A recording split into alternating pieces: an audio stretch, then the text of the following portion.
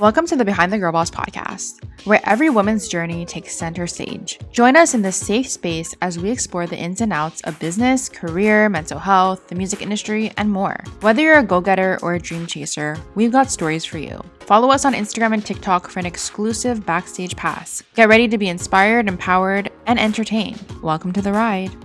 Hey everyone, what's up and welcome back to the podcast. We have another guest with us and we have Ava with us. So hi Ava. Hello. So excited to be here, Amanda. Thank you for having me. Of course. So excited to have you on. Do you want to start off by telling us a little bit about yourself, who you are, what you do? Yeah, my name is Ava Nouri, and I'm a functional dietitian. I'm also a podcast host and the founder of Ava Nouri Wellness, which is my integrative and functional nutrition practice. And I take a root cause approach as an integrative and functional dietitian. And really at the core of my work is the method I've found that really works in terms of getting people the results they want to really heal and thrive as the best versions of themselves. And that's my loving wellness philosophy and method, which really blends the science with intuition and intention to help people heal not only physically, but spiritually, emotionally, mentally, and really become the most aligned versions of themselves. Yeah, I love that. I'm excited to dive into all that with you and find out more about everything you're talking about. But before we do that, I like to do a little hot seat segment to kind of just break the ice and a little fun facts. So the first one is if you could have dinner with anyone, dead or alive, who would it be? Ah, that's such a good question.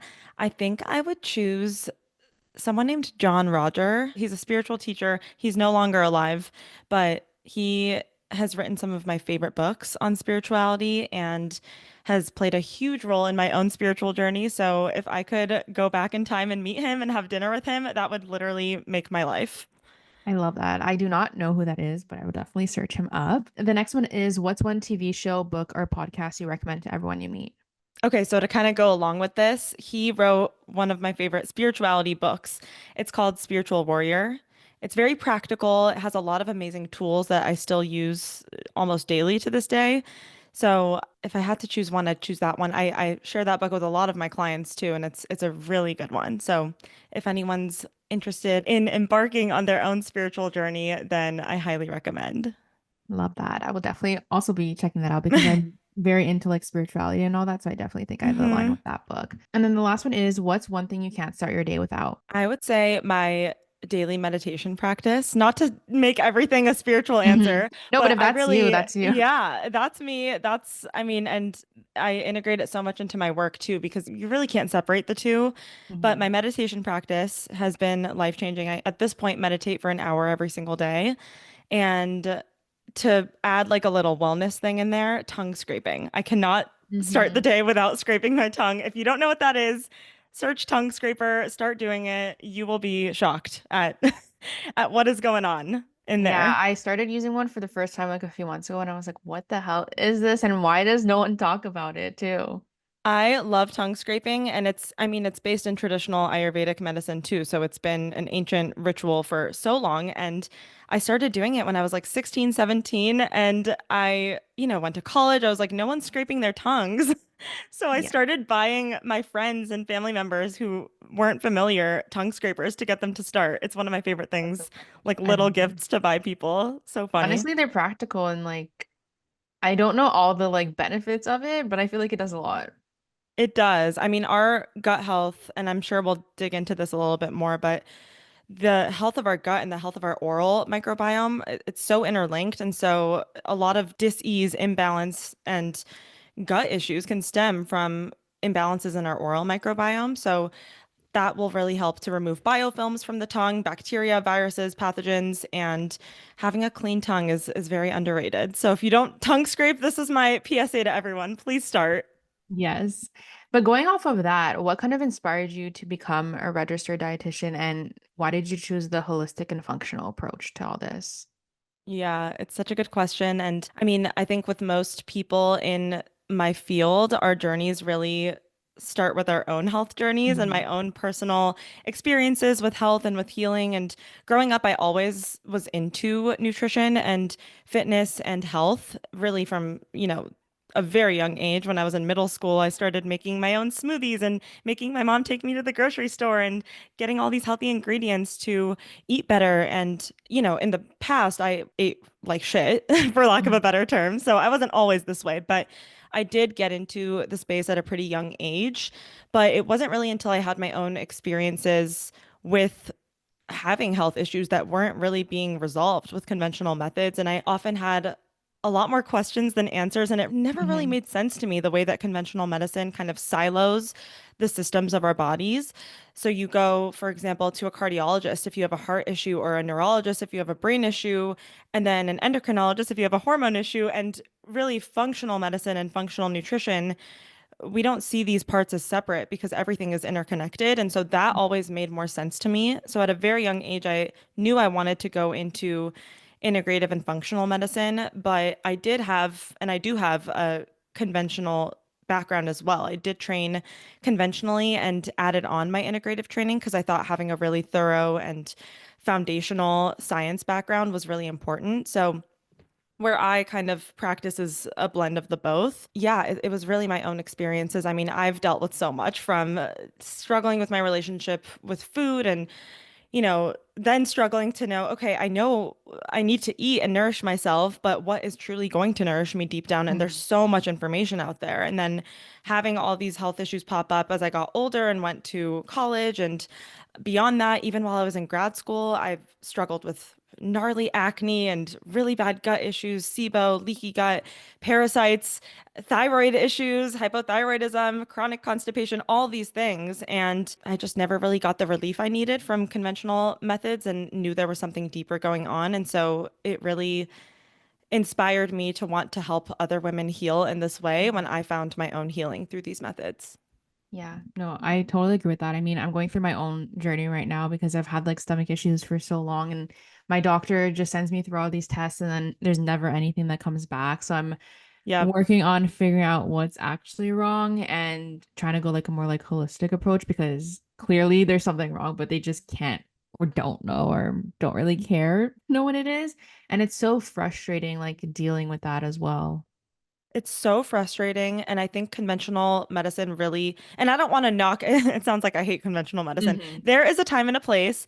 I think doctors are some of the smartest, most Yes. important people in the world. I come from a family of doctors, and I actually was pre-med in college. I used to want to be a doctor too. So, really speaking from that place of I have so much respect and reverence for doctors, but at the same time, I think they're really good at treating acute issues. I broke a bone earlier this Mhm. year. I wasn't going to go Oh, to a holistic practitioner for yeah. that. I went to the doctor. And so there's a time and a place, absolutely. But I mean, now we're in this place where chronic health issues are what's killing us, not these, acute pathogens like different viruses and bacteria. Like in the past, that's what the number one cause of death was. And it's not the case anymore. And these chronic health issues, that's where conventional medicine, I believe, has been failing us because the approach that they take is just not sustainable. And, it's like a pill for every ill, right? It's writing a prescription, finding a diagnostic code, and it's not the way that our bodies are meant to heal. So that's really where I try to fill in the gap. For sure. So if someone comes to you and they have issues and they end up working with you, what does that kind of look like? Yeah, it's a great question. And I see a range of people, some people who have been to a lot of functional practitioners, and then other people who have no idea what the functional approach even is. So I think at the start, it's a lot of people come to me and they're surprised at how long my intake form is. But I'm really asking so many questions and getting really deep into my clients' health histories and their backgrounds, and not just their symptoms, but their relationships and their fulfillment in different areas of their lives. And yes, their food and what they're eating and all of that, but it's so much more. And so I ask lots of questions. I gather a lot of information, and my initial sessions they're 90 minutes long. Hmm. So it's like really, really digging into that person's health history because I'm going to go there with you. I want to know about all these different aspects of your life because that's not separate from your symptoms and the issues that you're experiencing in your health. So a lot of people are surprised at how long take, how much time I spend to really get to know the client first. And that's really what the initial session looks like. I'm just gathering information. And then the other part that's super unique to the client and their body is the functional lab testing I run. And that's really where that science piece of things comes in. Because, yes, it's about you, your symptoms, your health history, your background, how you grew up, the struggles you've faced. At the same time, we do need to dig into what's going on under the hood, what's going on in Yeah. your gut, what's going on with your hormones, with your nutrient status. So I run a lot of functional lab testing as well. And I think the blend of the two is really important. I know a lot of functional practitioners who just run labs and then, prescribe supplements, and that's not really beneficial. It's kind of like conventional medicine, except for replacing the prescription medications with supplements. And so, Yeah. yes, I utilize supplements. I love supplements. I think they're really, really important therapeutically, but at the same time, we need to also look at other aspects, lifestyle, food, obviously, of course, as medicine, and also the deeper emotional and spiritual healing that might need to be done too. Because I think that, like I said earlier, the two go hand in hand. So we can't ignore other aspects of someone's life when there are health issues going on as well. Yeah, for sure. I mean, what you were saying about that, I noticed like whenever I'm more like anxious or stressed, my stomach issues are worse. And I'm able Absolutely. to recognize that. So again, like if you try and like get to the emotional side and healing that, it'll definitely help in like some aspects. And then going further, it'll help even more. But going off of that as well, like after the initial session, how do you like move forward with clients? Is it like a weekly meeting type of thing? Like how does that work?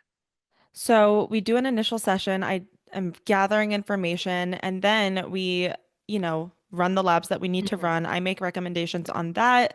I do leave people with things to get started on after the initial session. So we're Yeah. not just waiting for labs. But when I get labs back and really kind of compare that to the person's health history and symptoms, I put together a plan, a protocol. And I don't like the word protocol because it sounds very kind of cut and paste. It's not. It's very personalized to the person and what they're dealing with. And it's a very long document explaining what the labs are telling us, what I think is going on underneath the surface, and then what we're going to do about it to empower the Mhm. client. Like we have a plan in place, but it's a plan is not set in stone. So I always make that really clear with my clients too. Like this is, what we know works based on science, based on my experience, but at the same time, plans are they should be at least open to change. So there's also some experimentation involved. And I always, empower my clients and I want my clients to also check in with themselves before doing Mhm. anything I recommend. And I just posted about this on Instagram. I think it's really detrimental. I've been a client or a patient of other practitioners before, and I've done this in the past where I get a recommendation and I just kind of do it blindly without checking in with myself and my body. And as much as practitioners know what they're talking about, they have experience, they have so much education, they're still not in your body, right? They're still Yeah. not you. Aren't feeling the things you're feeling. So I always make it very clear, like this is my recommendation and the plan moving forward, but the plan is subject to change based on you, how you're feeling, how your body's doing with these things, because we really don't know. Everyone's so Yeah. different too. So there is a little bit of that involved as well. But after that, it's following up because that's really where the magic happens, right? We can go through the labs and I do a really, robust, in-depth session on labs, what we're going to do about all of this, digging into the plan. But after that, it's really where the true change happens are in the follow-ups because it's not just about knowing what to do, it's about how we do it. It's about the follow through. It's about how's your motivation? How are things going? Maybe something happens in your life and we need to streamline certain recommendations and things come up, right? So the follow ups are really important. And that's really how it works when I work with clients. And I have packages. So I work with clients for a specific amount of time. And then people are able to continue support if they feel like they want more support. But I really Mhm. think that I used to see clients kind of one off and then there wouldn't be as much follow through sometimes. And that's really when I realized like we need to actually, like, if we're going to do this, we're going to do it. So we need to kind of Yeah. have that commitment as well. And that's where I've seen my clients do the best. So that's kind of the approach I take in my practice. Yeah. And how do you kind of stay up to date with all the like latest research in nutrition? Because I feel like it's always like changing and there's always new things. So how do you keep yourself up to date with that?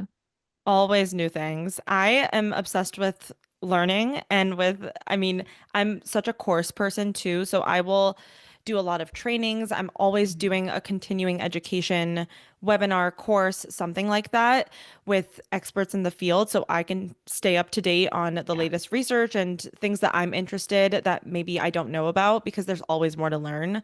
So, I recently trained under Dr. Aviva Ram. She's amazing. She's an herbalist, but also a functional medicine doctor. And so she has a really interesting perspective, and I learned so much from her. And I am just continually kind of taking courses, I'm going into PubMed, looking at literature as well. But I really think it's important to continue to keep your clinical skills sharp. And I never feel like I know enough. As much as I Mhm. know, there's just always more to learn. So I make it a point to just really have that in my life where I have something I'm working towards or learning as I'm seeing clients, because that's really where I can also grow too as a clinician.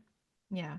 And if someone's listening to this right now, they're like interested in starting more of like a holistic nutrition lifestyle, what are like three small things that they can like start doing today for themselves? I love this question. So, I mean, going back to the basics, if you're not starting your day with a high protein breakfast, I would start there.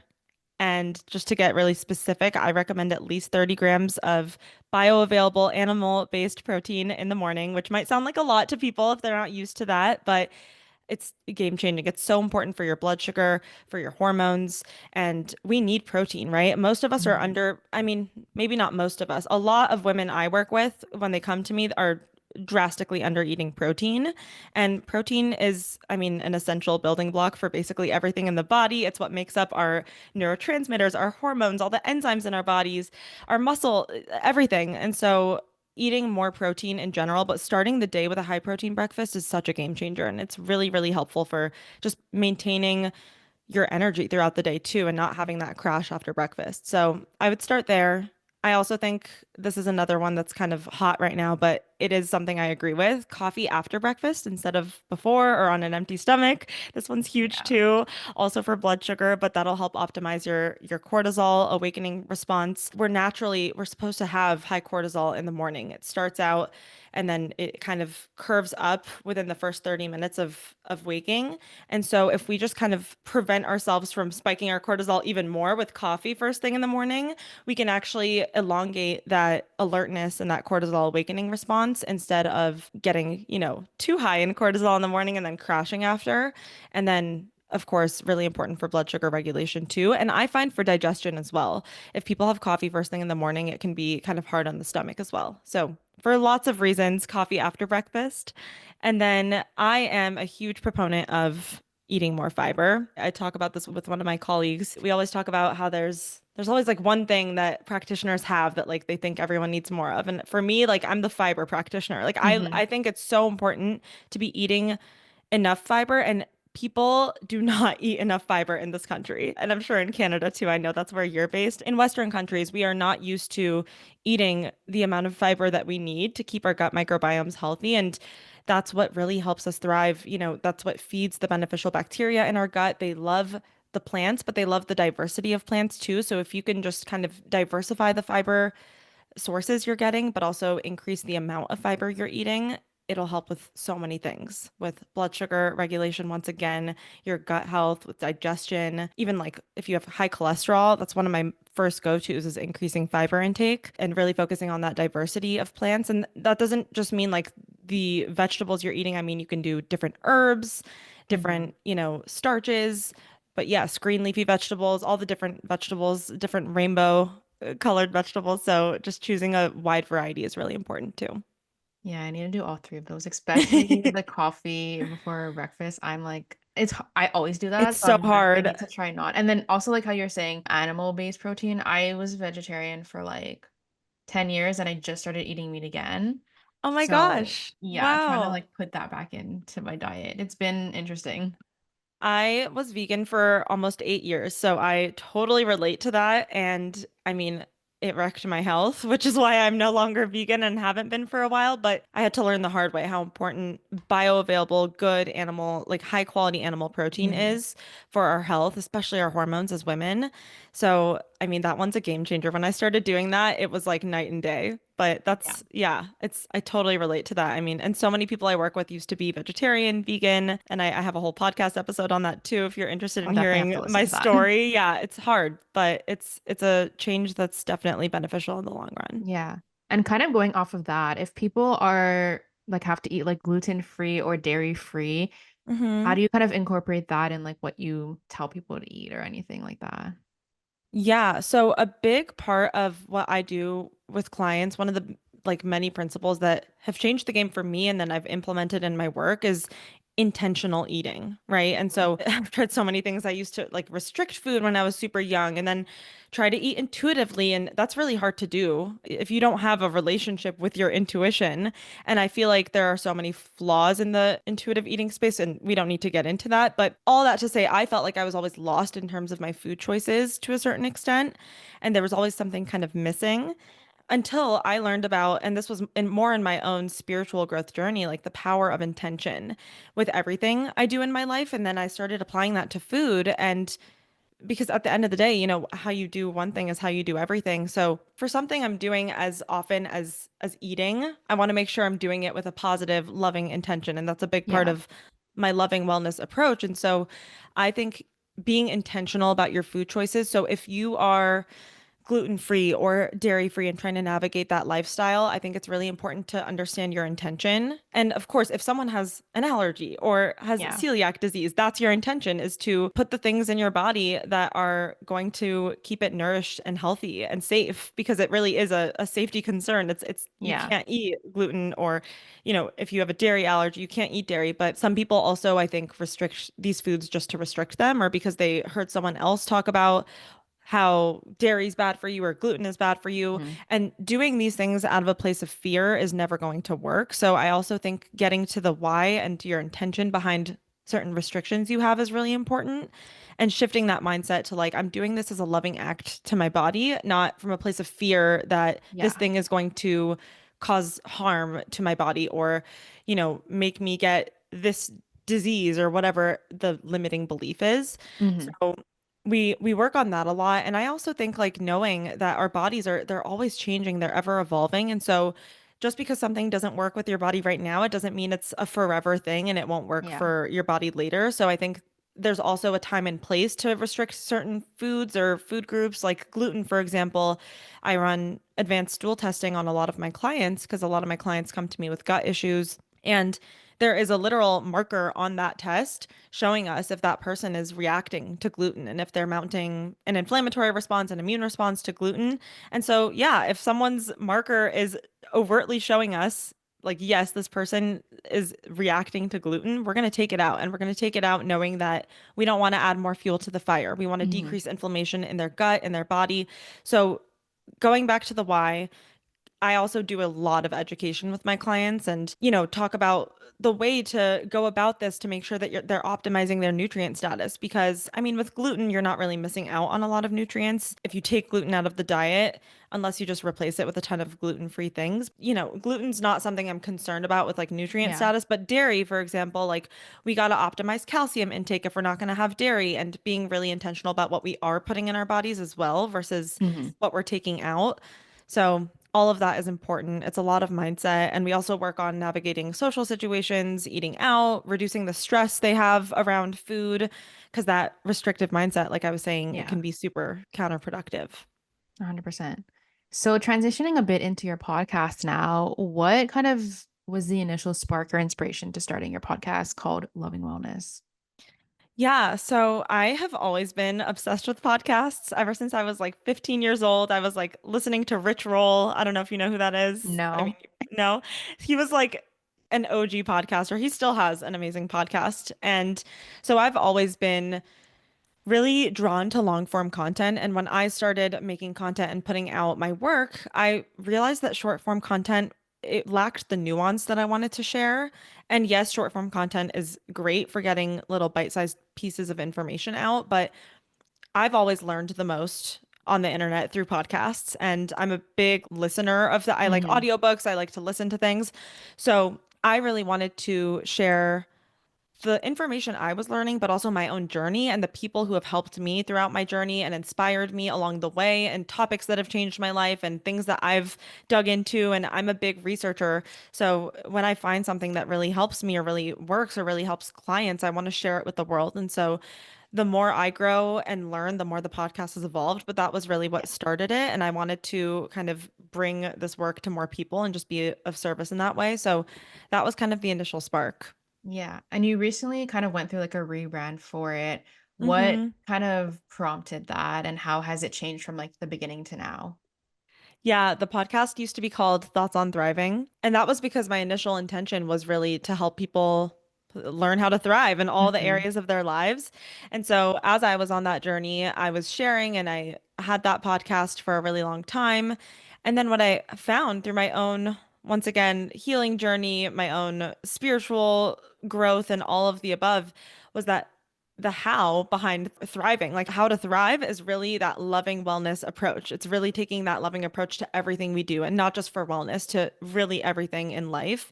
And so I realized that I kind of, not that I unlocked the secret, but I was like, these are my thoughts on Yeah. thriving. And so I went through that rebrand. I developed my loving wellness method, and it just made a lot of sense to change the podcast to loving wellness. And now it's really much more aligned with the way that I function in my practice and also in my own life in general. Yeah. And is your podcast mostly like solo episodes or do you have guests on? What's the kind of flow with that? Yeah, it's actually mostly guests right now. And it started out with mostly guest interviews. Mhm. I have always done solo episodes here and there. And then last year, I ended up doing a little bit of both. Like every other week, it would be a guest and then a solo episode. And now I'm back into the flow of more guests and still doing solo episodes here and there, which I love. But I really love the conversations I get to have on my podcast. And I Same. want to share work that has inspired me, people, practitioners, experts in the field that really inspire me. So that's where the conversations really come in. And so I really love doing the guest episodes. Yeah. Yeah, for sure. No, I totally agree. If someone hasn't listened to any of the episodes of your podcast yet, what can they kind of expect? And what do you hope that they leave with each time they listen to something? It ranges so much. I talk about topics in functional nutrition and women's health specifically, and spirituality and self-development and everything in between, non-toxic living.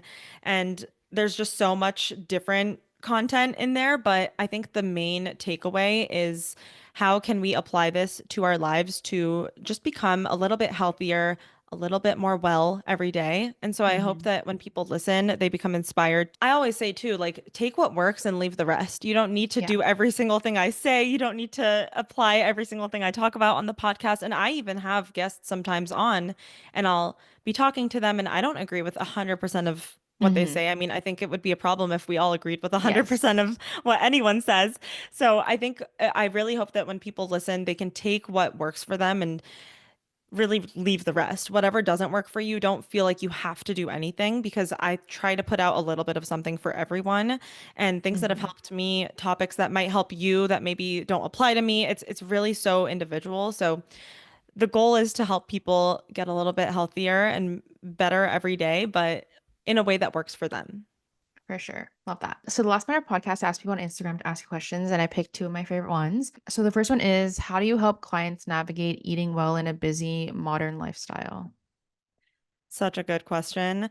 I think that it comes back to preparation is really important. Just very simply, if we're not thinking about food, and not in a way where we don't need to be obsessed about food and what we're eating, but we do need to be, going back to that word, intentional. And so Hmm. planning out our meals for the week. Maybe for you, it looks like going to the grocery store and finding things that you're excited to make dishes with, and then putting together a meal plan for the week. But that doesn't work for everyone. A lot of my clients, I'll have them make extra when they make dinner, because that's their time to really take time to cook and nourish Yeah. themselves. And so that they have, leftovers for the next day. It really looks different for everyone. But I think a lot of it is in the preparation and having a little bit of a game plan for if you are out and about, like what works for you and your body. What do you feel good eating if you need to pick up something that's on the go, and making a little bit of a healthier choice. It doesn't Hmm. always have to be perfect. I always like to aim for progress versus Yeah. perfection, but I think preparation is a big part of it. Intention is another big part of it, and having a plan and being a little bit more thoughtful if you're not, about your food. Yeah. For sure. And then the last question is, are there any nutrition trends or superfoods that you think are overhyped? Ooh, that's a good one. So I don't scroll on social media anymore. Mm-hmm. So Good. I'm like, what is going on? What are the trends right now? I Oh my God, think I don't like even this is know. a bit of an older trend, Mm-hmm. but people still talk about it, is intermittent fasting. And Yes. I just really do not think that that is beneficial for most women, at least the women I work with, because a lot of the people I work with are coming off of so much stress in their lives, and fasting is a stressor. And at the same time, fasting will also, if you are skipping breakfast specifically, mess up with your circadian rhythm too, because food is a circadian signal to our bodies as well. So, starting the day with breakfast, ideally within an hour of waking up, 1 to 2 hours is what I always try to aim for with my clients. That is really important for not only signaling to your body that, hey, it's morning, it's time to go, but also, balancing your blood sugar, not having that stressor of under eating and not eating enough to start the Mm-hmm. day.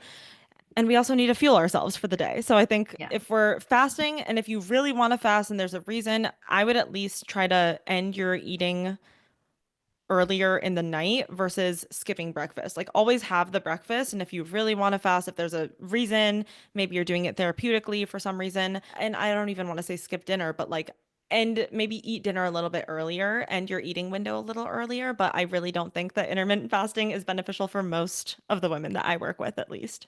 Yeah, I tried to do it once and it just made me more stressed and I was already dealing with a lot of stress and then like when you don't hit like the windows like you usually use like apps that like track it and like Yeah. it would always like tell me that I didn't do it and then I'd be stressed about it or like feel like shit and I was like this Yes. is not doing anything beneficial to me other than like stressing me out more than I already am. And if you're embarking on a healing journey, if you're dealing with health issues, stress is at the root of most of those things. Yeah. And I don't mean just mental and emotional stress, like physical stressors. And under eating or fasting, these are physical stressors on the body. We already live such stressful lives. We Hmm. already have a lot of emotional, mental stress, things we're dealing with. Life happens. We don't need to add to that with the way that we're eating. If Yeah. anything, the way that we're eating should support our stress and actually calm the body down and signal to our nervous systems that we're safe and it's okay. And that's Hmm. what really helps people heal. So don't skip breakfast is the the Yeah. motto for this episode, I guess. Yes, I love that. Well, that's all I had for you today. So thank you so much again for coming on and sharing all this with us. Of Before course. you leave, do you want to shout out any of your socials, where people can find you, where they can work with you, where they can listen to your podcast? Yeah, thank you so much for having me on. This was so fun. I am at Ava Nouri Wellness on TikTok, Instagram, everywhere basically. And you can find me at avanuriwellness.com. That's where you can learn more about my packages, one-on-one work. If you're interested in working together, you can shoot me an email there on my contact page. And then my podcast is called Loving Wellness, and you can find that on Spotify, Apple Podcasts, or wherever you listen to podcasts. Awesome. Well, thank you so much again. Thank you so much, Amanda.